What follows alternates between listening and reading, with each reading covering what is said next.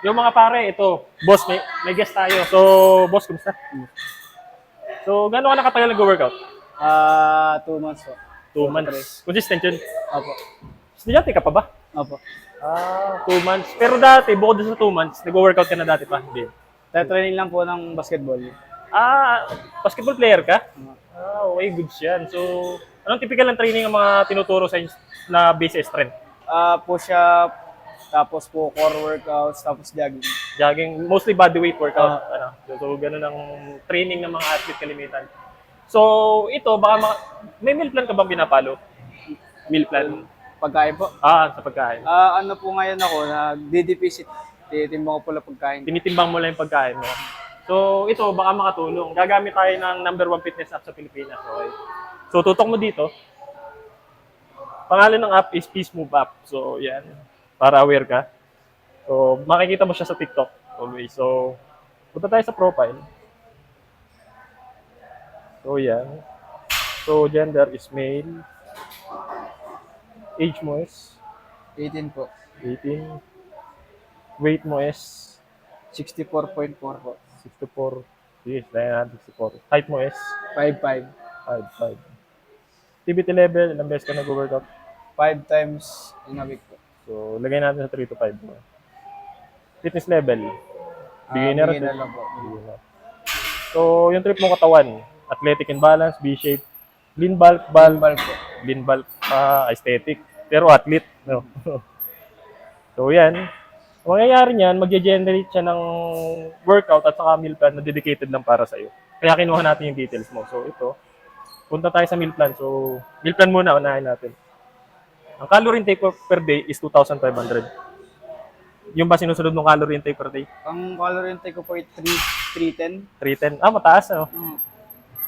So, nilagay siya sa base of physical activity mo eh. So, yun. So, Monday to Sunday, nakalatag na yung kakainin mo. Okay? Wala ka nang iisipin pang iba, almusal, tanghalian, hapunan. Siya na yung nag-balance ng meal plan mo. So, meron siyang protein, carbs, lahat-lahat na, fiber, kung ano man kailangan mo. Filipino food. So, Wednesday, chinek ko na yung Wednesday mo, ito yung magiging meal plan mo. Smoothie bowl with fruits. So, pag ayaw mo niyan, pwede natin palitan. Longganisa with tomato and egg. So, saan ka na meal plan ng longganisa, di ba? It's all about calories.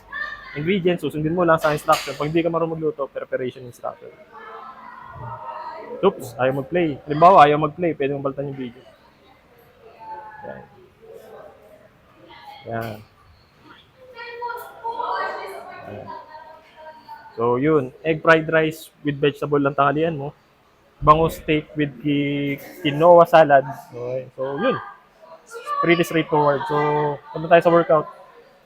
Monday to Sunday, nakalatag na rin ang workout mo. Okay. Including rest day. Siya na rin nag-decide para sa'yo. Pag ayaw mo ng batch niya, may generate ka ng bago. Pwede yan. So, napapalitan yan. Depende sa'yo. Okay? So, yung Wednesday mo, active recovery. So, palitan natin. Puro active recovery Wednesday. Yan. Upper body focus. Siya na nag-split. Hindi ka na mag-iisip. So, yung dumbbell bench press mo is 5 to 15 kg. 3 sets of 12 repetition, 2 minutes rest.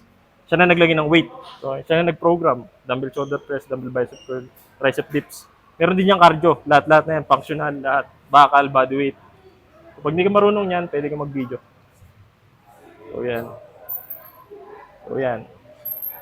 So, pagka napapahinga ka, pwede kang mag-timer. Sutunog yan after it. So, may notes. Pwede mo lagay ng notes. Record mo doon sa exercise na ginawa mo. Halimbawa, hindi mo natapos o natapos. Pwede mo lagyan. Pwede mo palitan pag ayaw mo.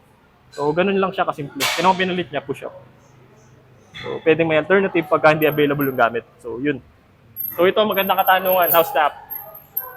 Maganda po siya. Effective po siya sa mga beginner, lalo na po sa katulad ko.